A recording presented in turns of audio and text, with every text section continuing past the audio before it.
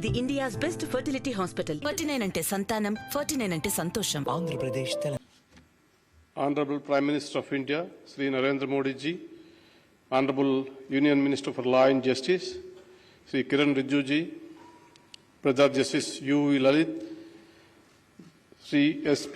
Singh Baghela, Minister for State for Law and Justice, Chief Ministers and Ministers from different states, brother and sister judges of the Supreme Court, Sri K.K. Venugopal, Learned Attorney General, Chief Justice of different High Courts, Lieutenant Governors, Judges of High Courts, Chairpersons of the Tribunals, Learned Solicitor General, Additional Solicitor General, Law Officers, Judicial Officers, Media Persons, other distinguished guests, ladies and gentlemen, Namaskar.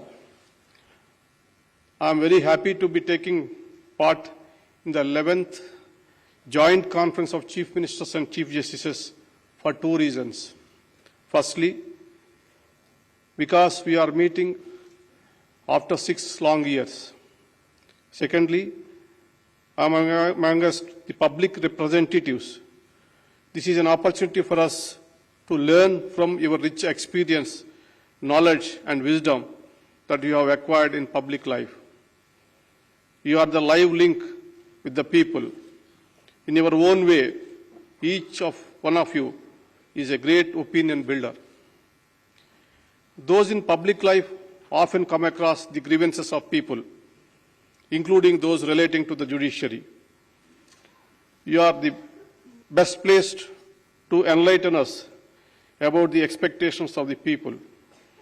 It is your experience in the field that is going to help us to understand ground realities.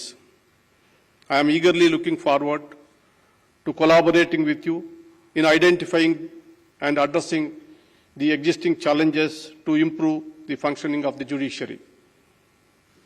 All of us are constitutional functionaries, and we abide by the constitutional mandate. The role assigned to each of us needs no reiteration.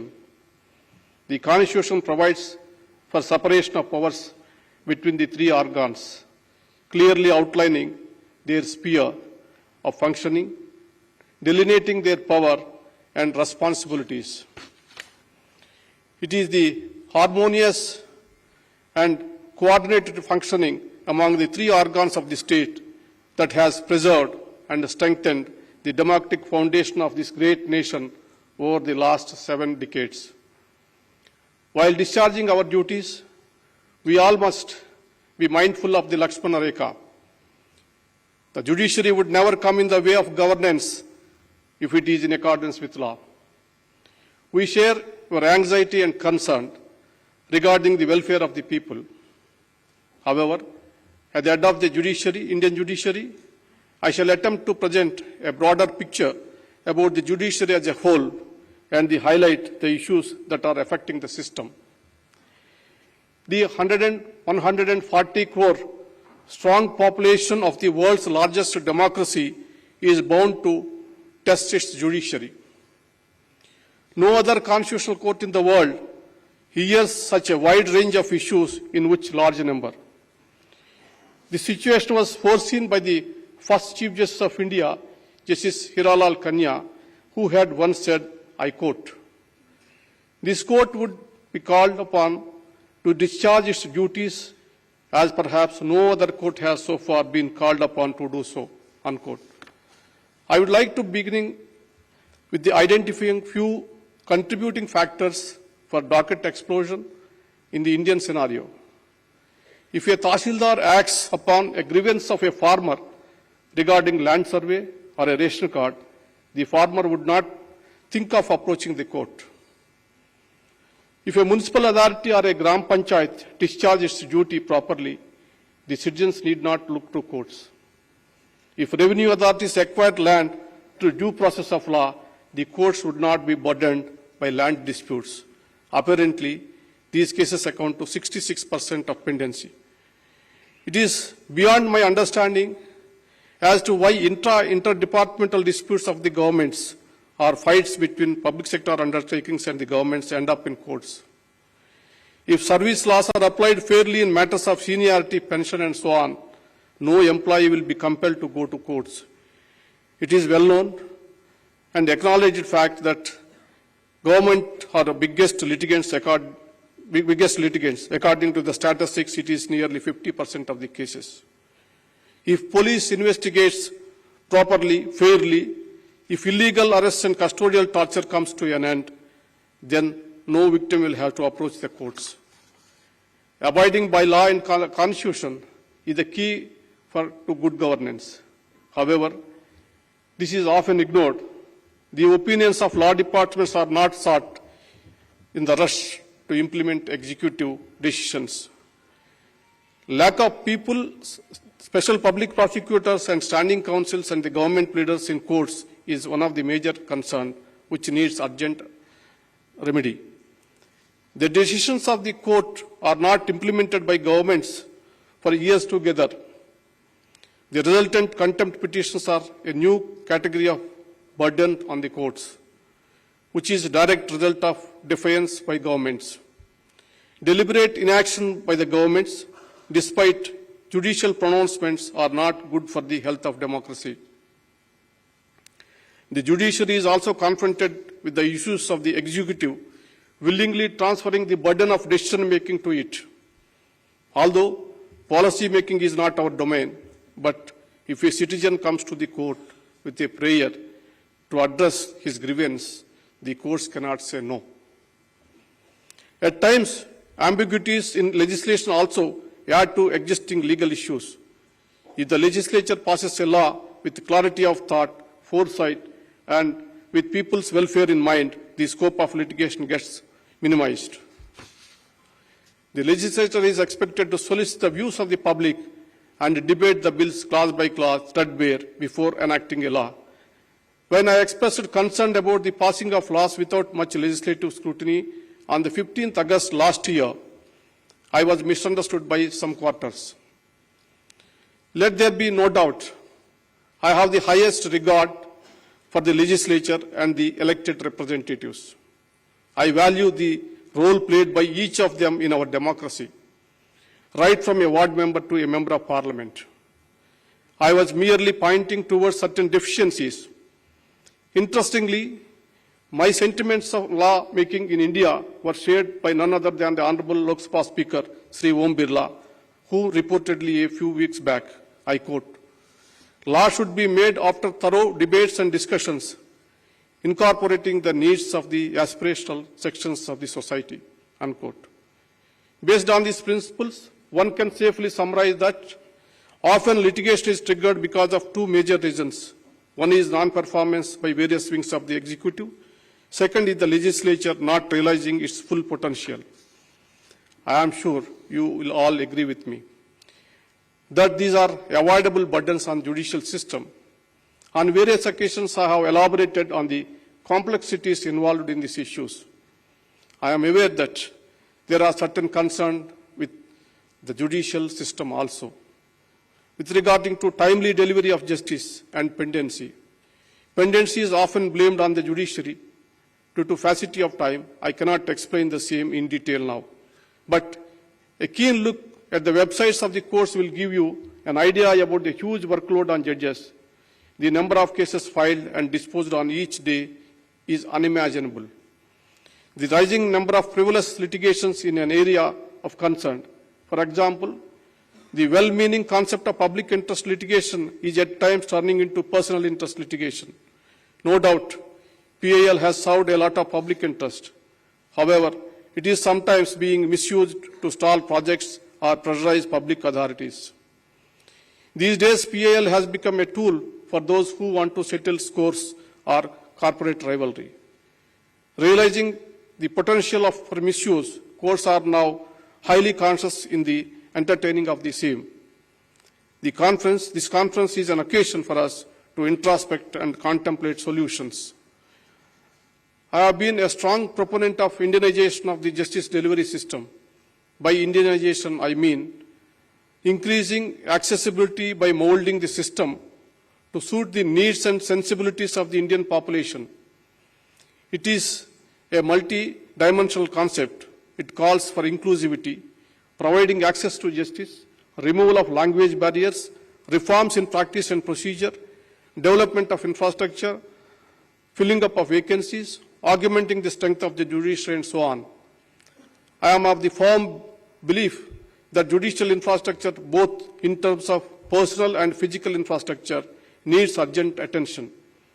With the expanding economy and growth in population, the caseload is rising alarmingly. There is a severe gap between the existing infrastructure and the projected justice needs of the people.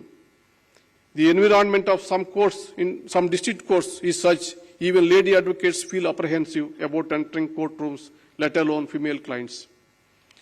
Courts, being temples of justice, should be welcoming and carry the requisite dignity and aura. To standardize and improve judicial infrastructure, I have been focusing on the creation of a special purpose vehicles, namely National Judicial Infrastructure Authority and the State Judicial Infrastructure Authorities in the lines of NALSA and SALSA. Let me make it very clear, this is not about funds. I must acknowledge that the Union government has been making reasonably budgetary allocations through its centrally sponsored schemes for this purpose. The data since the inception of the scheme since 1993 to 94 suggests that allocated funds remain underutilized due to procedural difficulties. The time has come to move on from the present ad hoc committees to more streamlined, accountable, and organized structure. I want to dispel apprehensions emerging from certain sections on this proposal. The proposed authorities are not aimed at usurping the powers of any government. The proposed authorities will have representation from all the stakeholders. It must, however, be acknowledged that it is the judiciary which understands best its own needs and requirements. Hence, the present proposal aims to bring infrastructure development under the supervision of special purpose vehicles to be headed by the respective Chief Justices and involve the representatives of central and state governments. Another important factor in promoting access to justice is filling up of the vacancies, increasing and sanction strength of judges. Yesterday, at the Supreme Court Bar Association event, the learned Attorney General Sri K.K. Venugopal also highlighted the issue of vacancies and pendency, expressing concern about the large number of vacancies at different levels in the judiciary. He said, I quote, "How do you expect that we would be able to even make a dent in the pendency of cases?" Unquote. As on today, out of 1,104 sanctioned posts of High Court judges, there are 388 vacancies. From day one, it has been my endeavor to fill up judicial vacancies. We have made 180 recommendations for appointing in various courts during the last 1 year. Out of this, 126 appointments has been made. I thank the Government of India for clearing the names. However, 50 proposals are still waiting for approval. The High Courts have sent 100 names, which is yet to reach us. The data reveals the earnest efforts being made by the judiciary to fill the vacancies.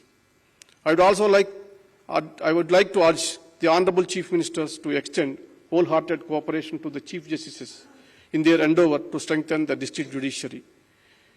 When we last met in 2016, the sanction strength of judicial officers in the country was 20,811. Now it is 24,112, which is an increase of 16% in 6 years. On the other hand, in the corresponding period, pendency in district courts have gone up 2 crores 65 lakhs to 4 crores 11 lakhs, which is an increase 54.64%. This data shows how inadequate the increase in the sanction strength is. Unless the foundation is strong, the structure cannot be sustained. Please be generous in creating more posts and filling the vacancies so that our judge population ratio is comparable to advanced democracies. As for sanction strength, we have just around 20 judges for 10 lakh population, which is alarming. Another important aspect of Indianization is inclusivity. The judiciary, as well as every other institution of our democracy, must mirror the social and geographical diversity of the country. I am receiving many representations for introducing local languages in the proceedings before the High Court. I think the time has come now to revisit the demand and take to its logical conclusion. The practice of law before constitutional court should be based on one's intelligence and understanding of law and not mere proficiency in language. The concept of access to justice in India is much broader than simply providing lawyers for representation before courts. I am proud to state that India has one of the best free legal aid services in the entire world. Under the able leadership of Brothers Justice Lalit, legal services authorities are doing a tremendous job. I thank the Government of India and other state governments providing active support in this area. Brother Justice Kanvilkar is contributing immensely, strengthening the Supreme Court legal service by deploying modern technology. Brother Justice Chandrachud is adding huge value to the e-courts project. His efforts will ultimately lead to much needed modernization of the Indian judiciary. Brother Justice L. Nageswara heading a committee of artificial intelligence, whose work I believe is going to revolutionize the way the judiciary functions. I thank each one of them. Honorable Chief Ministers and Chief Justices, all that I can say is that it is the active collaboration based on our collective wisdom that can take us forward. Please remember, it is only the judicial process that is adversarial, not the judges or their judgments. We are merely discharging our constitutionally assigned role. Judgments are meant for delivering justice and should be seen as such. Let us work together for fulfilling the constitutional mandate. As Aristotle once said, law should govern and those in power should be servants of the law. I am sure the thoughts and concerns that you are going to share in this conference today will be placed before the Government of India. I am confident that the points which are actionable at the level of Government of India will receive deserving attention. I take this opportunity to thank the Honorable President of India, Sri Ramana Kovindji, who always been a pillar of support for us. Being an accomplished lawyer himself, he has a practical understanding of the Indian legal system and has always been extremely supportive for all our endeavors. It was at his behest that the project of translating Supreme Court judgments to Indian languages was initiated. He graciously took out time to interact with us yesterday night over a dinner. We are grateful for the same. I am very happy that the Honorable Prime Minister Modi ji has taken out time for his busy schedule to share his thoughts on this occasion. He had readily agreed to lend his support to the legal awareness mission in the interest of increasing accessibility. I thank him for his continued support to the judiciary. My dear friend, Mr. Rijuji deserves special thanks, promptly responding to my suggestion to bring together the Chief Ministers and the Chief Justice for this event. I am very happy to work with him, such a young and energetic law minister who is keen on improving the legal system in India.